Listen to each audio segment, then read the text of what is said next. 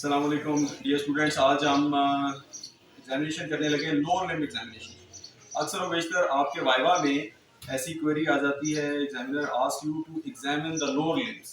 उसमें वो स्पेसिफाई नहीं करते कि आपने क्या चीज़ चेक करनी है, सिर्फ पावर चेक करनी है या रिफ्लेक्सेस चेक करने हैं या सेंसरी चेक करना है या एटेक्सिया है पेशेंट को। तो आप लोअर लिम्ब की एग्जामिनेशन स्टार्ट करते हैं क्योंकि एग्जाम में आपको पेशेंट जो है वो ऑन द बेड मिलता है, तो इस वजह से आपने एक तरीके से सीक्वेंस से शुरू करना है और गेट बाद में देखनी है। Whereas in clinical setup जब आपके पास पेशेंट आता है तो वो वॉक करता हुआ आता है, आपको पता चलता है कि उसकी जो है टैक्सी गेट है, उसकी पार्किंसोनियन गेट है, छोटे छोटे स्टेप्स के साथ पेशेंट आ रहा है, या उसकी जो है पेशेंट को सर्कमडक्शन गेट है, उसका हिप का प्रॉब्लम है या लिम्प है या पेनलेस लिम्प है, पेनफुल लिम्प है, वो आपको सारा पता चलता है। ठीक है, पेनलेस लिम्प किसमें होती है? नहीं, लेग काफ बर्थिस डिजीज एक चीज है, ठीक है, इसमें पेनलेस लिम्प होती है, vascular necrosis of neck of femur. ठीक है, पेशेंट जो है आपने देखना है कि कौन सी जगह पे पेशेंट ने जो है वो अपने आप को फिक्स किया हुआ है, कहाँ पे उसका, यानी उसने अपना हिप जॉइंट फिक्स किया हुआ है तो वो सर्कमडक्शन गेट करेगा। ठीक है, अगर उसको नी में प्रॉब्लम है तो फिर वो नी अपना जो है वो नी को ऐसे करके चलाएगा, आगे की तरफ करेगा। और अगर उसका जो एंकल पे प्रॉब्लम है, अगर उसका जो है फुट ड्रॉप है तो पेशेंट हाई स्टेपिंग गेट करेगा, हाई स्टेपिंग गेट होगी उसकी। ठीक है, अस्सलाम वालेकुम बेटा, मेरा नाम डॉक्टर अंसारी है, मैं आपका मुआयना करूंगा। आपका नाम क्या है? सिद्दीका। सिद्दीका बेटा, आपको दर्द नहीं होगा इंशाल्लाह इस दौरान, आप लेट जाइए, बता रहे हैं लेट जाए। पेशेंट के शूज इवन इम्पोर्टेंट है, examination of the shoe of patient. Patient का जब आपने लोअर लिम्ब एग्जामिनेशन आपसे पूछा जाता है तो आपने अपनी एनवायरनमेंट को देखना है, क्रचेस, एनी वॉकिंग एड्स। ठीक है, पेशेंट के ऊपर कोई एड लगी हो, कौन कौन सी एड होती है? एंकल फुट ऑर्थोसिस होते हैं, AFO, नी फुट ऑर्थोसिस होते हैं, ठीक है, KFOs, AFO KFO, ये जो यहाँ पे लगे होते हैं ऑर्थोसिस, यानी इन जॉइंट्स को स्टेबलाइज करने के लिए, जो पेशेंट बहुत हाइपोटोनिक होते हैं। फिर आपने शूज पेशेंट के उठाने, उनको उल्टा के देखना है कि क्या उनका हील का साइज एक है। अगर लिम्ब लेंथ डिस्क्रिपेंसी है तो उनका हील का साइज डिफरेंट होगा। ठीक है, उसके अंदर या इनसोल्स होंगे या हील का साइज डिफरेंट होगा। और सेकेंडली आपने देखना कि उसकी वॉक कैसे है, दोनों साइड पे उसकी जो जो वेयर एंड टेयर है शूज की, वो बराबर है, सिमेट्रिकल है या नहीं है। ठीक है, it will tell you about the coherence of gait. पेशेंट को जो है वो टैक्सी गेट तो नहीं है, उसकी जो है स्पास्टिक गेट तो नहीं है, ये सारी चीजें आपको इसमें पता चलेगी बेटा। Ideally, the exposure during the lower limb examination should be up to the umbilicus, but in Pakistan we go for the minimum exposure. जहाँ पे रिफ्लेक्सेस करने होते हैं तो रिफ्लेक्सेस, अगर आपने नी रिफ्लेक्स करना है तो आपको belly of the quadriceps muscle नजर आनी चाहिए। ठीक है, अगर आपने जो है वो एंकल जर्क करनी है तो आपको एक्लीज जो है वो सारा आपको मसल जो है शिन सारी नजर आनी चाहिए, ताकि आप कॉन्ट्रैक्शन जो है वो देख सकें, सिर्फ फील नहीं करना बल्कि आप देख भी सकें। जितने मिनिमम एक्सपोजर हम कर सकें उतना एक्सपोजर करके सबसे पहले आप सिमेट्री देखें, any problem, any abnormality, any loss of muscle, ये सिमेट्री हो सकती है ना दोनों तरफ। ठीक है, उसके बाद फिर आप जो है उसको उसकी टोन देखें, टोन कैसी है। टोन आपने एंकल जॉइंट पे चेक करने के लिए ऐसे पूरे के पूरे लेग को रोटेट करना है। ठीक है, नी पे चेक करने के लिए आपने जो है वो थाई को ऐसे रोटेट करना है। आप दूसरे नंबर पे टोन चेक करने के लिए बेटा ढीला छोड़े, बिल्कुल आप टांगे अपनी बिल्कुल ढीली छोड़े, ऐसे उठा के छोड़ दें। जिस पेशेंट की पावर जो है वो लेस देन 3 होगी वो नीचे गिर जाएगा। ठीक है, वो अगेंस्ट ग्रेविटी होल्ड नहीं कर पाएगा। ठीक है, फिर आपको जनरल पोस्चर से पता चल जाएगा। अगर नेक ऑफ फीमर का फ्रैक्चर है तो किस तरह की पोस्चर होगा, पेशेंट ऐसे लेटरली रोटेटेड, ऐसे पेशेंट ने जो है वो टांग रखी हो। आप उसको कोशिश करें कि सीधा करने की, तो हो सकता है नहीं सीधी हो, और अगर सीधा कर भी सक रहा है पेशेंट तो जब आप उसकी लेंथ लेंगे तो दोनों लिम्ब लेंथ जो है वो डिस्क्रिपेंसी हो। ठीक है, अब इसमें जो है वो मैं बल्क को मेजर करते करते साथ आपको लिम्ब लेंथ डिस्क्रिपेंसी भी मेजर करना सिखा दूंगा। एंटीरियर सुपीरियर आइलिक स्पाइन आपने फील करनी है, ये एंटीरियर सुपीरियर आइलिक स्पाइन है। ठीक है, anterior superior iliac spine feel करनी है, मेजरिंग टेप लेके आपने एंटीरियर सुपीरियर आइलिक स्पाइन से एक मिड थाई तक आपने मेजर करनी है। डिस्टेंस मिड थाई तक होनी चाहिए। इस बच्ची में 14 सेंटीमीटर, 14 सेंटीमीटर पे आपने सर्कमफेरेंस इधर भी लेना है, और इसी तरह से 14 सेंटीमीटर पे आपने सर्कमफेरेंस इधर से भी लेना है, और with in 1 centimetre is normal. ठीक है, माइक को थोड़ा सा अनकवर करें, अनकवर है। ठीक है, और इसी तरह से आपने जब शिन पे लेना है, नीचे काफ मसल्स के लेना है, तो आपने जो है वो टिबियल ट्यूबरोसिटी के ऊपर रखना है और उसका मिड जहाँ पे बेली है, मसल की सबसे ज़्यादा टोन है, सबसे ज़्यादा बल्क आपको नज़र आ रहा है एक साइड पे, वहाँ पे ले लें 9 सेंटीमीटर। 9 सेंटीमीटर पे यहाँ पे आपने जो है वो सर्कमफेरेंस ले लेना है और 9 सेंटीमीटर पे इसी तरह दूसरी तरफ टिबियल ट्यूबरोसिटी को फील करके 9 सेंटीमीटर पे यहाँ पे ले लेना है। ठीक है जी। जब लिम्ब लेंथ डिस्क्रिपेंसी आपने देखनी है तो इंटीरियर सुपीरियर आइलिक स्पाइन से आपने रखना है और आपने मीडियल मैल्यूलस तक मेजर करना है। ठीक है जी। इंटीरियर सुपीरियर आइलिक स्पाइन से मीडियल मैल्यूलस तक, दूसरी तरफ इसी तरह इंटीरियर सुपीरियर आइलिक स्पाइन से मीडियल मैल्यूलस तक, दोनों साइड पे 1 सेंटीमीटर का, हाफ अ सेंटीमीटर का डिफरेंस जो है वो हो सकता है, फिजियोलॉजिकल हो सकता है। इसमें फिर आपने ये देखना है कि ये लोअर सेगमेंट है या अपर सेगमेंट है। ठीक है, तो आपने जो है वो इंटीरियर सुपीरियर आइलिक स्पाइन से लेके जो लोअर एंड ऑफ फीमर है वहां तक मेजर कर लेना है। ठीक है, मीडियल एपिकंडाइल तक चेक कर लेना है, दोनों तरफ चेक कर लेना है और फिर यहाँ से लेके मीडियल मैल्यूलस तक चेक कर लेना है। इससे आपको पता चल जाएगा कि दोनों साइड पे कहाँ पे इनफैक्ट जो है वो शॉर्टनिंग है। ठीक है जी, समझ आ गई बात की। अच्छा, आपने टोन देख लिया, आपने बल्क देख लिया, आपने जो है वो, अब इससे पहले कि आप एक्टिव मूवमेंट्स करवाएं पेशेंट से, आपने देख लेने हैं सेंसेस। सेंसेस बच्चों में करना बहुत मुश्किल है, बच्चे जो उस तरह से कोऑर्डिनेट नहीं कर पाते, तो इस वजह से बाद में जब हम गेट करेंगे, जब हम जो है वो रॉम्बक टेस्ट करेंगे, तो हमें बहुत सारी उसमें चीज़ें पता चल जाएंगी कि बच्चे की प्रॉपर रिसेप्शन है नहीं है। ठीक है, उसको डबल चेक करते हैं हम, साइंस को डबल चेक करते हैं। बेटा मैं ऐसे ना उंगली लगाऊंगा आपके, ठीक है, जहाँ पे जिस तरफ टांग के लगाऊंगा, टांग के लगाऊंगा, जिस तरफ लगाऊंगा आपने उस तरफ का हाथ ऐसे खड़ा करके वापस रख देना। ठीक है, हाथ ऊपर करना है फिर वापस रख देना। ठीक है, आपकी आंखें बंद हो, आंखें बंद हो।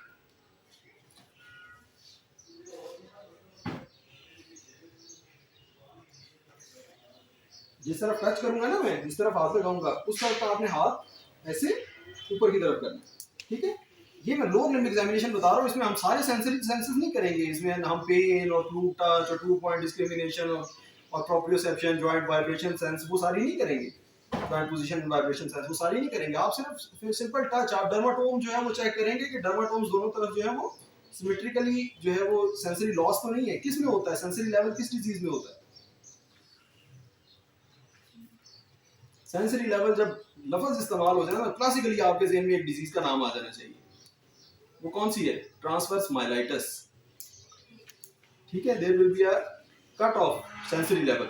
और जो स्पाइनल न्यूरोप्लाज्म है उसमें भी आ सकता है सेंसरी लेवल, और साथ ही साथ अगर सेरिंगोमाइलिया है, सेरिंगोमाइलिया क्या होता है?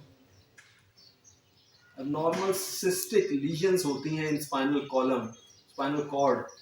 ठीक है, उसमें भी सेंसरी लेवल आ सकता है, उससे नीचे नीचे जो है वो सेंसेस लॉस हुई होगी। ठीक है, और अगर इस तरह से ट्रांसवर्स माइलाइटिस होता है तो इसमें बहुत सारी इंस्टॉलेशन ऑफ सिम्टम्स होते हैं कि लोअर लिम्ब में जो है वो, लोअर लिम्ब में जो है वो आपको सेंस जो रिफ्लेक्सेस हैं वो एक्सेजरेटेड मिलेंगे, प्लांटर्स आउटगोइंग मिलेंगे, सेंसेस जो है वो लॉस हुई होंगी इस तरह से जो है वो। और अपर लिम्ब में जो है वो डिफरेंट लेवल पे डिफरेंट तरह से होता है कि कहाँ पे तक अपर मोटर न्यूरॉन लीजन है और कहाँ से नीचे लोअर मोटर न्यूरॉन लीजन है। ठीक है जी, ये आपको इसमें पता चलता है। अच्छा जी, फिर आगे जी हम आगे एक्टिव मूवमेंट पे, सेंसरी मैंने बताया था आपको, बच्चे उतना उतना अच्छा कोऑर्डिनेट नहीं कर पाते। बेटा ये टांग पूरी ऊपर उठाएं, एक्टिव मूवमेंट्स, नीचे रखें, दूसरी टांग उठाएं, नीचे रखें। ठीक है, रफ क्योंकि बहुत थोड़ा टाइम होता है, आपने रफ हर जॉइंट पे आप करने लग जाए तो आपके पास इतना टाइम नहीं होगा, वैसे हर जॉइंट पे भी करना चाहिए। ठीक है बेटा, ये ऐसे टांग अंदर की तरफ मोड़े, मोड़े अंदर, बाहर खोलें, ये भी टांग मोड़े, क्लोज करें, बाहर खोलें। ठीक है, ये पाँव ऐसे ऊपर की तरफ करें, ठीक है, नीचे की तरफ करें, पाँव ये ऊपर करें, ऊपर की तरफ ऐसे एंकल से, हाँ नीचे करें। ठीक है, अब मैं जहां जहां हाथ रखूंगा ना, आपने मेरे हाथ पे जोर देना। ठीक है, जोर दें हाथ पे, जोर जोर लगा, ऊपर की तरफ, नीचे की तरफ, ऊपर की तरफ, यहाँ से क्लोज करें, नी से टांगे दोनों, अंदर की तरफ खींचे, अंदर की तरफ, अंदर की तरफ खींचे, आपकी तरफ, क्या बात, बाहर की तरफ खोलें, ऊपर की तरफ टांगे दोनों उठाएं, ऊपर की तरफ उठाएं। ठीक है, नीचे की तरफ, बाहर की तरफ खोलें, मेरे हाथों पे जोर लगाएं बेटा, बाहर की तरफ खोलें। ठीक है, अंदर की तरफ बंद करें टांगे। ठीक है जी, आपने पावर देख ली। इसके बाद आपने रिफ्लेक्सेस चेक कर लेंगे। डी टर्नर रिफ्लेक्स नी रिफ्लेक्स चेक करने के लिए एंगल जो है वो तकरीबन 90 डिग्री का ये एंगल होता है। हिप जो है थोड़ी फ्लैक्स होती है, फुट और पूरी की पूरी टांग बिल्कुल रिलैक्स पोजीशन में होती है। मारना नहीं है, हिट नहीं करना है, you have to let it fall. Hammer को आपने you have to let it fall. आप जो है वो टिबियल ट्यूबरोसिटी फील करें और उससे ऊपर ये जो फ्री स्पेस है, जो ऊपर गैप है, इसको फील करें और फिर आप यहाँ पे स्ट्राइक करें। ठीक है, और बार बार स्ट्राइक करने से आप जो है बेसिकली डिसइनहिबिशन चेक कर रहे होते हैं। बार बार अगर पेशेंट का जो है वो डैम्पनिंग नहीं हो रही तो इसलिए this is sign of upper motor neuron as well as cerebellar sign. बार बार हिट करना जो है वो डिजायरेबल नहीं है। एक ही दफा हिट करना है आपने रिफ्लेक्सेस चेक करने के लिए। और अगर रिफ्लेक्स नहीं आ रहा हो तो क्या करना है, रीइंफोर्समेंट कैसे करनी है। बेटा दांत दिखाएं मुझे, ऐसे ऐसे जरा से क्लिंच करें दांत। ठीक है, फील हो रहा है, बिल्कुल नजर आ रहा है रिफ्लेक्स। ठीक है जी, एंकर रिफ्लेक्स करने के लिए ऐसे ही नी को जो है 90 डिग्री पे आपने जो है वो बेंड करना है और पेशेंट की जो हील है वो दूसरी शिन के ऊपर रेस्ट करनी है। ठीक है, नॉर्मल रिफ्लेक्स एलिसिट हो रहा है, नजर आ रहा है आप लोगों को एलिसिट होता हुआ।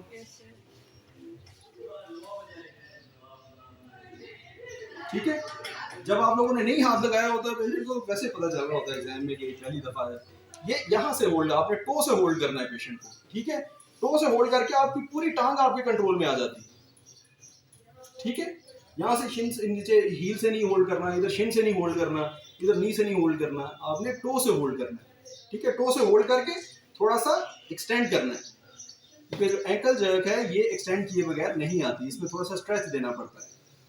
ठीक है जी, आपने साथ ही जो है किसी ब्लंट ऑब्जेक्ट से आपने प्लांटर्स चेक कर लिए। Plantars down going means normal है, plantars up going upper motor neuron lesion, या less than 18 months, 1 year to 18 months के बच्चों में नॉर्मली जो है वो प्लांटर्स अप गोइंग होते हैं। और क्या साइन कौन सा कहते हैं इसको, बेबिंस्की साइन। अगर प्लांटर्स अप गोइंग है तो Babinski is positive, Babinski is positive. अच्छा, और कौन सी कंडीशन है जिनमें होते हैं, एक और कंडीशन है पोस्ट इक्टल स्टेट में भी आपके जो प्लांटर्स हैं they will be up going. Patient को अभी फिट्स हुए हैं, उसके बाद पोस्ट इक्टल स्टेट में है तो उसको भी प्लांटर्स अप गोइंग होंगे। ये आपने चेक कर लिया। इसके बाद आपने चेक करना है क्लोनस। क्लोनस चेक करना बहुत जरूरी है। क्लोनस चेक करने के लिए आप जो है जिस जॉइंट पे चेक करेंगे, जैसे एंकल क्लोनस अब मैं चेक कर रहा हूँ, एंकल क्लोनस चेक करने के लिए ऐसे मैं बेटा ढीला छोड़ देंगे, 2 दफा प्रेस करूंगा। बाज तो बुक्स कहती है कि एकदम इसको जो है वो वन सिंगल जर्क के साथ आप होल्ड कर लें। जब अपर मोटर न्यूरॉन लीजन होगी तो इतना सा करने से उसका रिफ्लेक्स बार बार आएगा, रिपीटेडली जो है वो एंकल जर्क आएगा और आपको क्लोनस फील होगा। सस्टेन्ड है, इनसस्टेन्ड है, या सस्टेन्ड क्लोनस जो है वो होगा। ठीक है, 12 तक अगर है बीट्स हैं इसकी तो उसको सस्टेन्ड क्लोनस कहते हैं। 3 टाइम्स तक जो है वो नॉर्मली आ सकता है, 3 बीट्स जो है वो नॉर्मली आ सकती है। वो कैसे होगा, आप ऐसे करेंगे तो ऐसे आपको जो है वो जर्की मूवमेंट्स फील होंगी।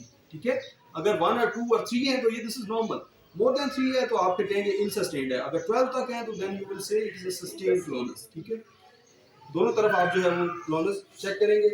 ये यहाँ पे हमने एंकल क्लोनस चेक कर लिया और पटेला पे हम पटेलर क्लोनस चेक करेंगे। ठीक है, इस तरह से अपने जो है वो आप थंब और इंडेक्स फिंगर के दरमियान पटेला को जो है स्नगली फिट करेंगे। ठीक है, और रैपिडली नीचे की तरफ उसे पुश करेंगे, तो उससे जो जैसे नी जहाँ पे आई थी इसी तरह से ये क्वाड्रिसेप्स मसल जो है वो रिपीटेडली कॉन्ट्रैक्ट कर रिलैक्स होना शुरू हो जाएगा, तो आपको पटेलर क्लोनस आ जाएगा। ठीक है, उसमें भी यही है कि आपका सस्टेन्ड है, इनसस्टेन्ड है। फिर आपने जो सुपरफिशियल रिफ्लेक्सेस जो देखने हैं, जो सेंसरी रिफ्लेक्सेस हैं, वो आपने देखना है कौन सा,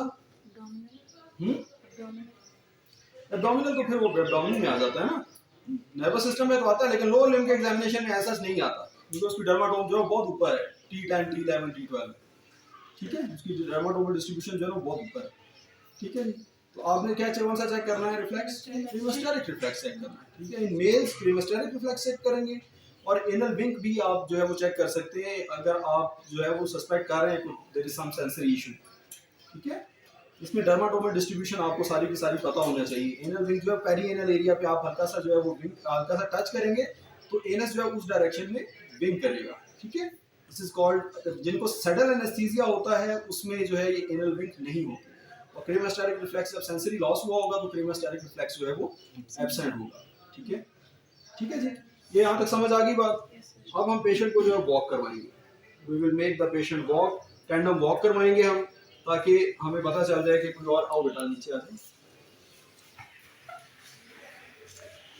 जूता रहने दें आप। ठीक है, आपने बेटा ऐसे एक लाइन में वॉक करनी है, इधर मेरी तरफ देखो पहले। ठीक है, ऐसे ऐसे सीधा एक लाइन में वॉक करनी है। ठीक है, सामने देखते हैं, आ जाओ। वैसे सिंपल गेट भी चेक किया जा सकता है, और इससे आपको बहुत सारी और भी, टैंडम वॉक से आपको बहुत सारी और इन्फो भी मिल जाती है। ठीक है, वापस आ जाओ, वापस आओ।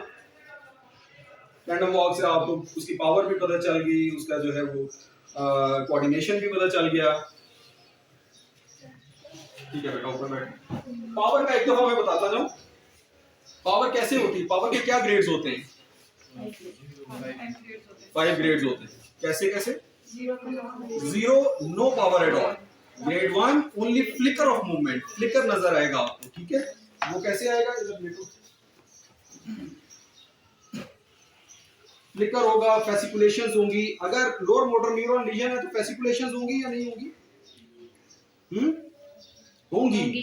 ठीक है, अब इसमें इसका मतलब है लोअर मोटर न्यूरॉन, अपर मोटर न्यूरॉन लीजन का भी मैं आपको डिफरेंस जो है वो बताता हूँ। ठीक है, फेसिकुलेशंस देखने के लिए यू टैप द मसल। ठीक है, वैल्यू ऑफ मसल को आप टैप करते हैं। ठीक है, आप tap, you tap the muscle और आपको फेसिकुलेशंस नजर आती हैं।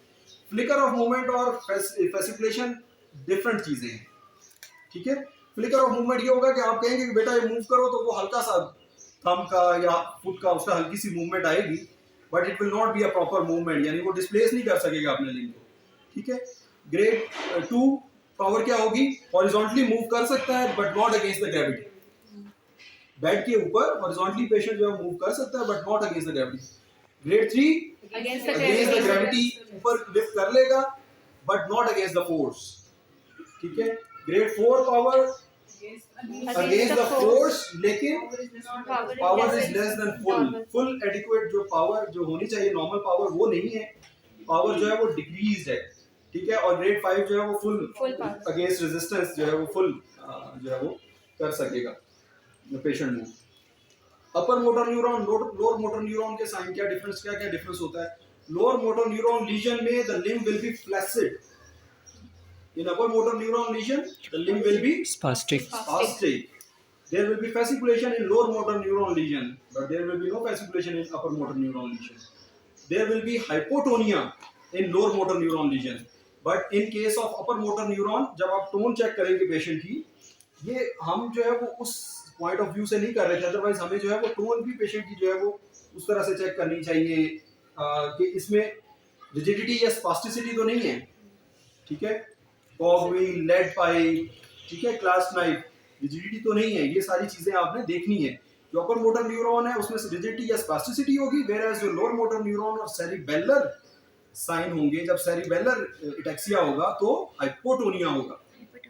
ठीक है, reflexes will be exaggerated in upper motor neuron and will be diminished in lower motor neuron, rather absent in lower motor neuron.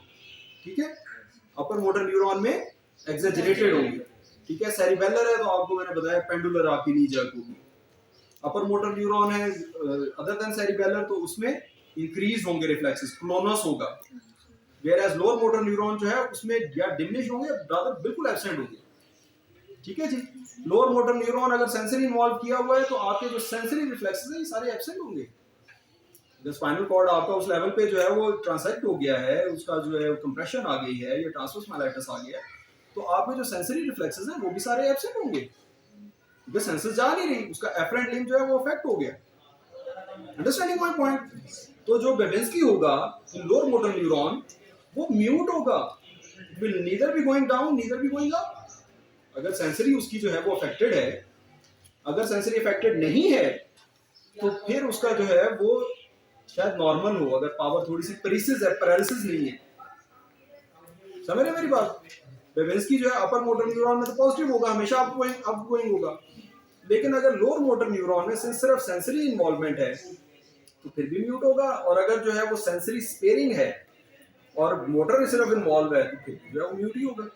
ठीक है, पेशेंट तो जो है वो नहीं कर सकेगा ना, मूव नहीं कर सकेगा उस तरह से। तो ये अपर मोटर न्यूरॉन और लोअर मोटर न्यूरॉन के जो है वो बेसिक डिफरेंसेस हैं। एक और है बल्क ऑफ मसल्स जो है वो लोअर मोटर न्यूरॉन में सबसे ज्यादा जाती है। Bulk of muscle is lost in lower motor neuron, whereas in upper motor neuron there will be contractures, there will be muscle spasm। ठीक है जी, ये बातें हैं सारी। ठीक है जी, ये थी आज की video examination of the lower limbs. अगर एग्जाम में आए तो इस तरह से अच्छा आता है।